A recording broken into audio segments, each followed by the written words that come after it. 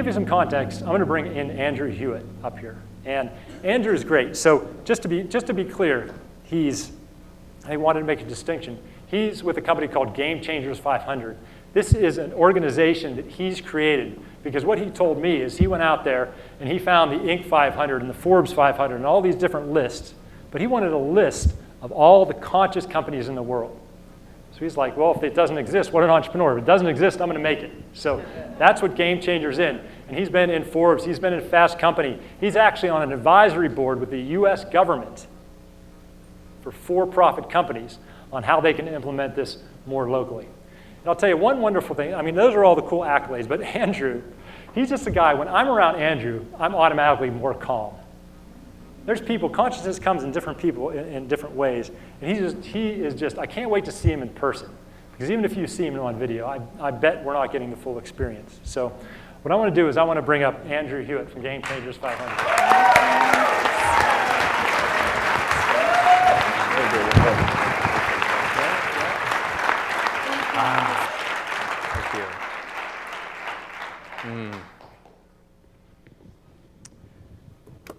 So, in life, we get to play many different games, right? And games have objectives. This guy's a basketball pro, by the way. You can see that for him. Games have objectives. They have point systems, and they have rules on how to play. And so when you change the game, your behaviors change, right? That was a goal, by the way. I saw that right through the legs. But when you change the game, your behaviors change. So if we look at business as a game, what behaviors is it encouraging us to take? And if we don't like those behaviors or the outcomes of those behaviors, do we create rules to penalize the bad behaviors? Or can we create a new game that encourages the behaviors and outcomes we really want? So it wasn't that long ago when I was in business school training for the for-profit professional game of business, and I was excited to play. And my friends and I would go to these student leadership conferences and get involved in campus clubs and do whatever it took to succeed in this game of business. As you can see, I was a bit of a late bloomer. But we worked hard and we play hard, and we started getting recruited by these Fortune 500 companies, these brands that people knew on our path towards a high status job and big salary. And that was winning. That was winning. And as the years went on, I decided to take the path towards entrepreneurship, but I got to observe these incredible, bright student leader friends rise in the ranks of these large companies. And I started to observe a trend that really troubled me. As the years went on, their passion began to fade. That spark of ambition that I grew to love when we were in school was no longer there.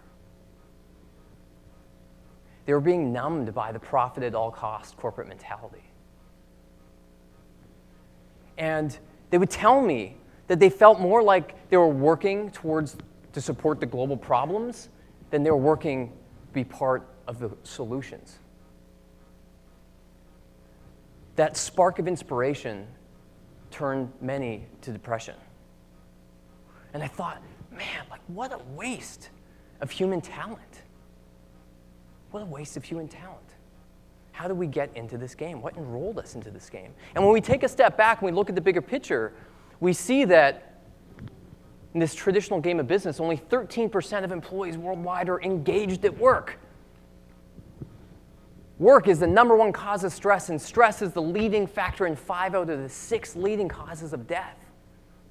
This game was literally killing people. But not only that, it was also killing the planet. The combined damage of the world's largest 3,000 corporations estimated at $2.2 trillion. And that does not include all the environmental damage in categories that we have a hard time measuring. So why is it that we continue to showcase success in business through lists like the Fortune 500 that rank organizations just by revenue alone?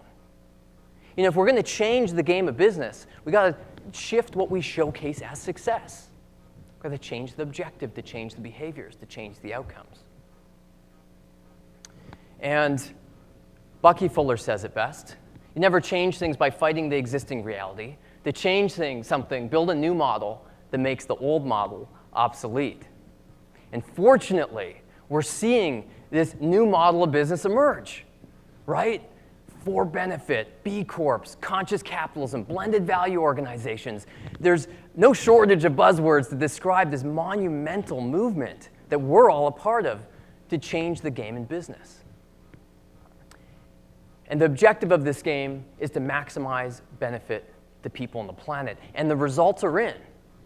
These businesses are outperforming their peers. As Michael stated, compared to the firms studied in the book Good to Great, 9 times more return on their investment. Compared to the S&P 500 over a 15-year study, they outperformed companies by a ratio of 14 to 1. They have the highest level of employee engagement. They have the best success in recruiting millennials, a thing on our minds these days. They're truly winning in business. And so, what really distinguishes these companies? What does it really mean to be a force for good in business, to be a for-benefit business? How is that different from nonprofit, for-profit? How do we figure this all out? Well, this graph really tells the tale. So what we've had is this 3-sector economy, right? Where in the top right here, you see the private sector made up of for-profit entities with the purpose of maximizing profit. And then in the bottom left here, you have the social and public sectors made up of nonprofits and government organizations with a purpose to maximize benefit, right? But over the last decade, we've had this tremendous trend in both of these sectors, all 3 of these sectors, towards this upper quadrant, right? We have for-profits starting to take real interest in sustainability, in how they're treating their employees. CSR, sustainability, triple bottom line, you've seen all the terms, right? For-profits shifting to maximize benefit. But in these other sectors, in government and nonprofits, you're also seeing a trend up. These organizations looking for more enterprising models to really run as businesses that generate revenue through business activity to support their purposeful causes. And so what you have is this emergence of an entirely new sector of our economy, this 4th sector, that's being formalized with these for-benefit entities. I want you to take that in for a moment, what that really means for our generation. Our generation is leading a fundamental game change in how our economy is structured. We'll look back, hopefully less than a decade from now, and remember the time when this sector didn't exist. And you know what I think is going to happen? This 4th sector is going to shrink this sector, right? Because the results are in. It's more productive. You can recruit better people. All the stats are there. So, good in theory, right? But what does it look like in practice? Let's take a look inside this sector. Let's look at a few companies and start with one that you probably all know, Tom's. Buy a pair of shoes, give a pair of shoes. Common one for on business. It's spread to other industries such as 2 Degrees, food company. Buy a food bar. They give a nutrition pack to help end childhood malnutrition, and they're doing very well at that. But this for-benefit model isn't just reserved for one-for-one companies. Look at this company, Recycle Bank. Their purpose is to use gamification to incentivize recycling in communities. They were ranked by Fast Company as one of the 50 most innovative organizations, and they're having tremendous success in doing that. They're an example of a certified B Corporation. So they're a for-profit, structured as a for-profit, but they got B Corp certified by the nonprofit called B Labs to help distinguish themselves as really having an environmental and social mission. Now let's look at another breed of these for-benefit organizations. Guayaquil is an example of a hybrid. So they run a for-profit and nonprofit simultaneously to help meet their audacious mission of saving 200,000 acres of rainforest in South America. And so what that looks like is we get to enjoy this delicious mate beverage that keeps us alert.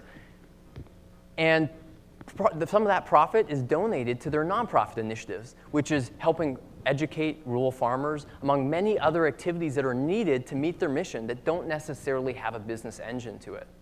So they're running this for-profit, nonprofit simultaneously to meet their mission, to meet their purpose. Now, did you know your local thrift shop is part of this movement? Goodwill Industries. Goodwill Industries, a classic example of a for-benefit business. Why? Well, they've generated over $5 billion in sales from selling used clothes to people like you and I. Come on, let's hear it. Who has shopped at Goodwill, Halloween party, or maybe you're just into reusing clothes. That's all good. That's all good. You're supporting a great cause. You're supporting a for-benefit business. It's structured as a nonprofit, but they're earning the large majority of their revenue from business activity. That grandma's coat will never feel so game-changing after tonight. So as you can see, this movement is a zoo of different legal breeds. A zoo of different legal breeds. Although it's formalizing into this new sector. In the USA, in over 20 states, you can now structure your company as a benefit corporation, a true alternative to for-profit and nonprofit structures. It's amazing what's happening to formalize this space. And look at these organizations, Method and Patagonia. When this benefit corporation legislation came out, they actually switched their legal structure, went through all the costs and process to do that because they believe this is the proper model that wasn't available when they founded. And we're seeing this happen rapidly around the world. Eric Hoffer says it's not actual suffering, but the taste of better things that cause people to revolt. And the more I learned about this movement and defined it, the more excited I got about the possibility. The game actually has changed. And it caused me to revolt. It got me to really go back into those universities and say, hey, young leaders, there's a better game to play. There's a different type of organization you can join that will give you that sense of purpose that you want, that will provide a great career opportunity, and will create a better world. That game is here. And as I went on this journey, which was to create this GameChangers 500 list, this alternative to traditional lists like the Fortune 500, I didn't really realize what I was getting myself into. Because you see, creating those traditional lists are fairly easy because you just have one metric of success, revenue. How do you measure benefit? So this became a 2-year intensive research effort looking at hundreds of organizations around the world to try to figure out what they had in common. And so the objective was to figure out what the point system is. And after researching these companies, we found these common best practices, and we turned those best practices into 9 different badges that organizations could earn as symbols of success in this new for-benefit game of business. And we categorized those badges into these 3 areas. Why are you in business? Purpose first or profit first? To maximize benefit, maximize profit, a distinguishing characteristic. We also looked at how they ran the business, their operations. Was that to maximize benefit to all people involved and to the environment? And finally, we looked at what impact your business is creating. Beyond the practices, are you scaling that impact? Are you sharing your secret sauce, spreading your impact? And how deep is that impact? How deep is that affecting humanity? And so those were the 9 badges. And after getting expert advice, bringing in people that were much more senior than myself to help figure out the metrics and how to do this, we eventually arrived at creating the first GameChangers 500 list. And what I want to do next is I want to bring you on a tour of some of the companies that qualified for GameChangers 500 around the world, because this is truly a global movement. I want to show you some of these best practices in action so you get a taste of what this new game of business actually looks like. So to start, we're going to go into the UK, into London. We're going to look at a company called MicroEnsure. MicroEnsure's purpose is to end the cycle of poverty. And they do that by providing insurance to low-income families in places like Asia and Africa that otherwise would be put back into poverty when a health crisis or environmental crisis hits. They can't afford insurance or don't know what insurance is. MicroEnsure's purpose was to solve that problem. And one of the distinguishing characteristics we see in these companies is a real commitment to that purpose. It's not just good enough to have a purpose statement, but it's if you're actually measuring your progress towards that purpose. And that's what companies like MicroEnsure do. 72 hours is their claimed turnaround time, something they're measuring as their effectiveness. Now, think about traditional insurance companies in North America, right? 72-hour insurance turnaround time. Eat your heart out. Beyond that, they don't just have call centers, they have call-out centers, because they want to find if there was a claim not made, perhaps there's a death or somebody's desperately ill, they want to find that person, ensure they get the claim, right? This costs them more money, but it's part of meeting their mission. A distinguishing characteristic of these game changers. Now let's go to Asia, into Kuala Lumpur, and see a company called Mindvalley. Mindvalley's mission is to revolutionize the global education system. And they're a great example of having an exceptional work environment. In fact, Inc. magazine ranked them as having one of the world's coolest offices, and you'll see what I mean here, why they earned this badge. They have this concept called hot desking, right? Nobody has a permanent desk, beanbag chair, treehouse, backstage meditation room, whatever your flavor is, they've got it. They're providing you a lot of flexibility. Superheroes, who doesn't love superheroes in the office? Superwoman is their official mascot. They have a Hall of Awesomeness where they do weekly presentations to help their team grow and learn. They also have this thing called Splash. This is a secret society in the office that spreads random acts of kindness. You don't know who's on the team or when they're going to strike, but you're happy when they do. They might pop up a picnic, a chocolate bar, or give ladies roses on Valentine's Day, all spreading love in their office. There's so many things Mindvalley does to create an exceptional work environment. Next up, let's go down to Brazil, and let's look at one of the world's largest renewable energy companies called Aitupo. Aitupo is a great example of using business to help replenish the planet. And not only have they helped sequester over 700,000 tons of carbon, but they've planted over 300 acres of trees, 44 million trees. Now, they didn't need to do this. It wasn't profitable for them necessarily to do this work, but they did it because they believed they had a responsibility to help replenish the resources the business is using on the planet. Great example of the Replenish the Planet badge. Now, if we go into the Netherlands, I'm going to show you inside a larger corporation that you might have skepticism whether or not they're really a part of this game. And let's look at the European headquarters of Nike.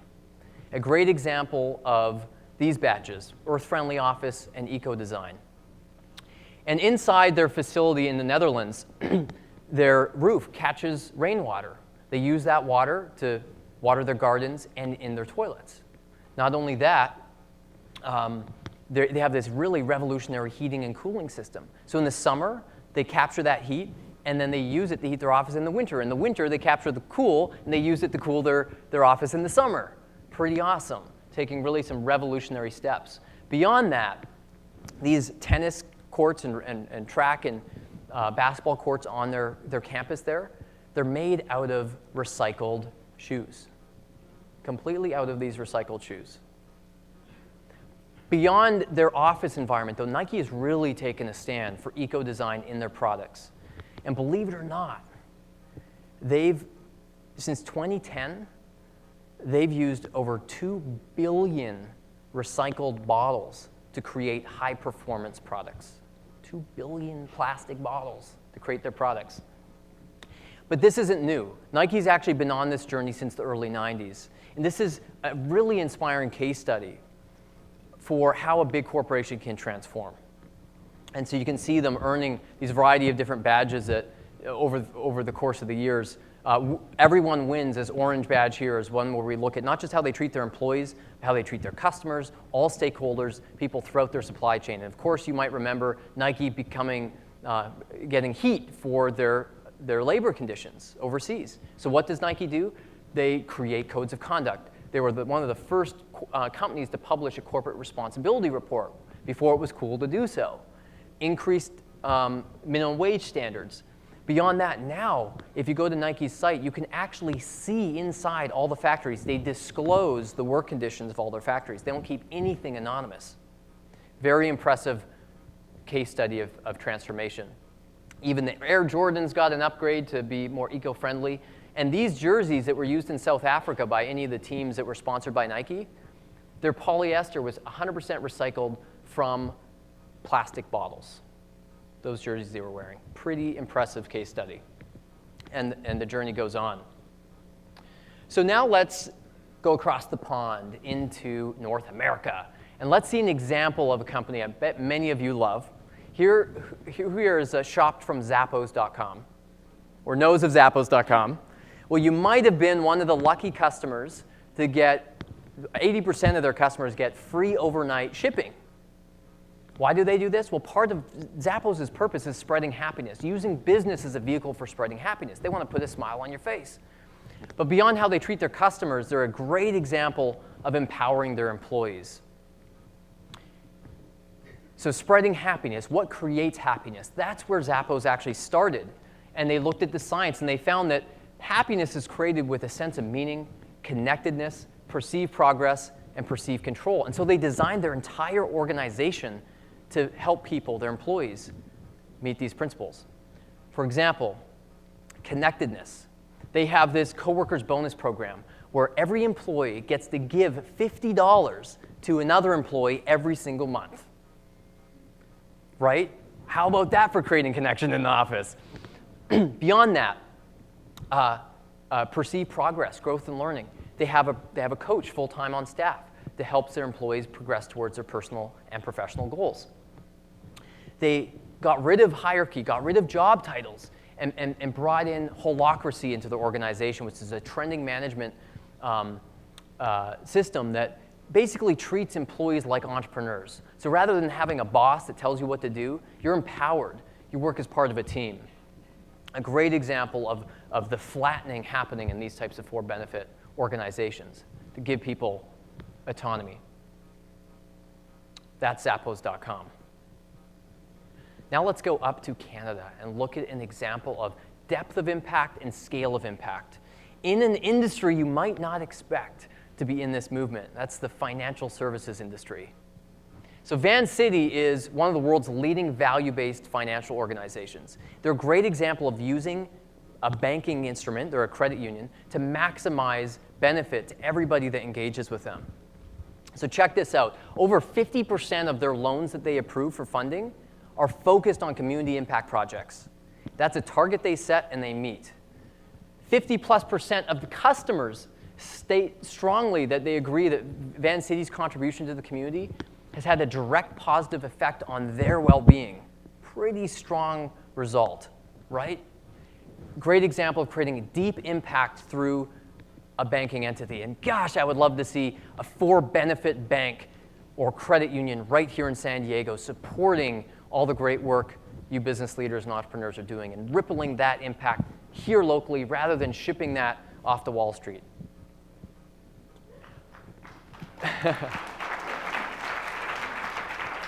And here's what's great. We can learn from Vancity because they're focused on scaling their impact, so they spread their secret sauce. They're local in Vancouver, but they joined the Global Alliance for Banking on Values to spread their impact, to help scale, to go beyond their local region. That's what these types of companies do, because it's about the impact. All right, so next up, the business case.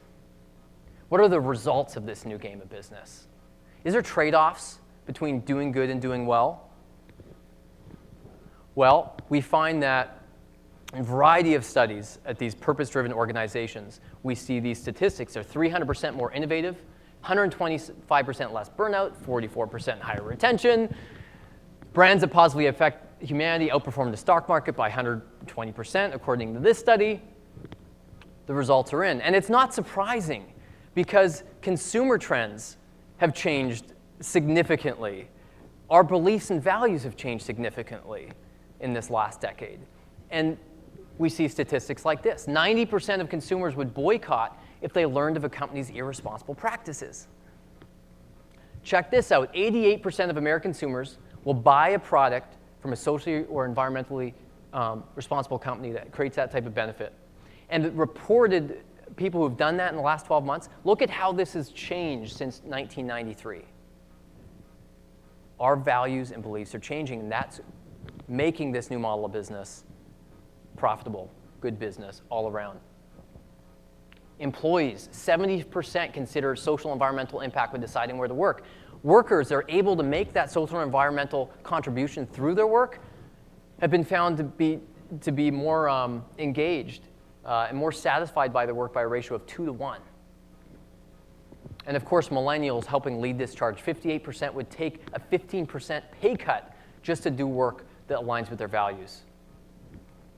And finally, if we look at investors, how does this impact investors? Well, 54% of people would not invest in a company that does not support a good cause.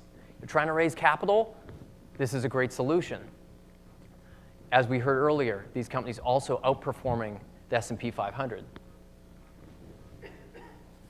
Here's what's really interesting. Corporations have been really slow to respond to these compelling trends. And this really puts that in perspective. Only 20% of brands worldwide are seen to meaningfully and positively impact people's lives. Yet, 91% of global consumers will switch brands if a different brand of equal price and quality supports a good cause. You see that opportunity gap? Who are going to be the leading companies in every industry that takes advantage of this? The next generation of purpose-driven companies are going to take this by storm, and the large corporations are scared of what that might look like. Now, you might be wondering, can big companies transform fast enough? Right? Can they actually be part of this movement?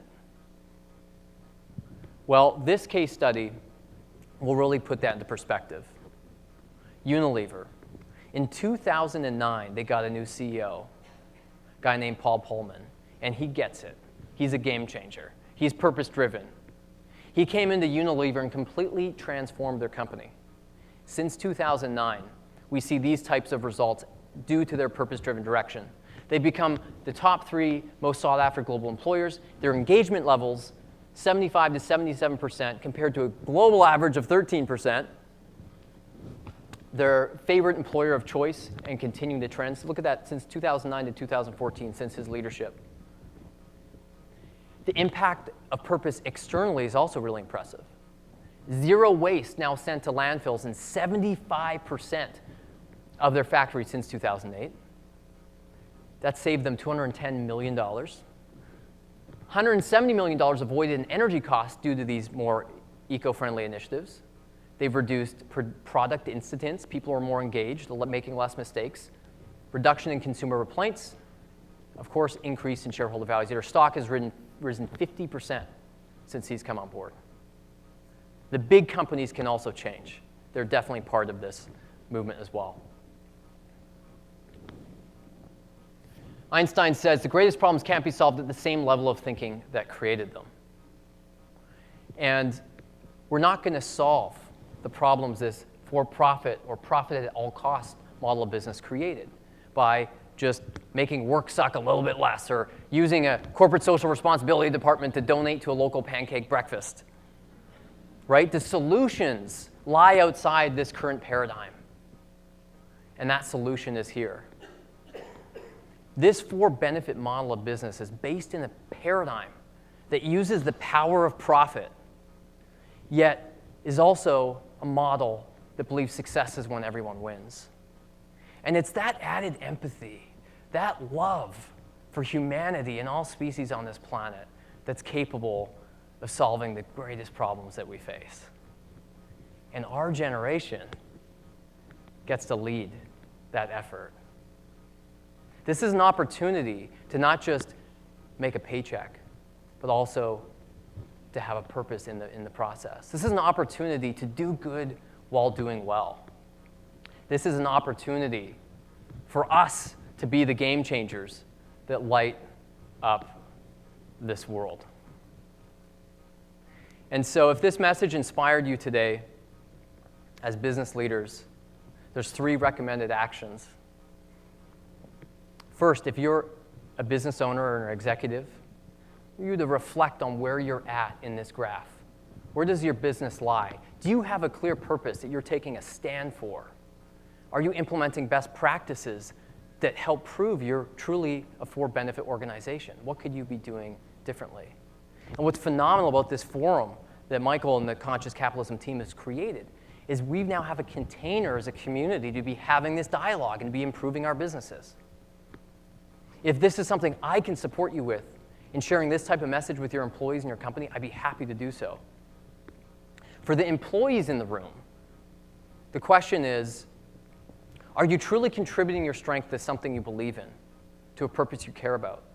And if not, I bet that through the gatherings Conscious Capitalism creates, you're going to find a lot of purpose-driven business leaders and business owners that you can connect with and find a better opportunity to plug in to change in the world. And finally, for everybody, every dollar you spend is a vote for the old game or the new game. So where are you spending your money? Where are you investing your money? My challenge for you today is to spend at least 50% of your money in organizations that are creating a better world. You can use GameChangers500.com to find some of those organizations. Use it as a free service. But every time you spend that money, ask yourself who you're voting for. Thank you very much. Thank you. Thank you. Thank you.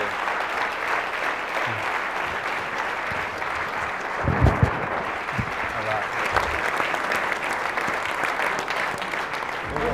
right.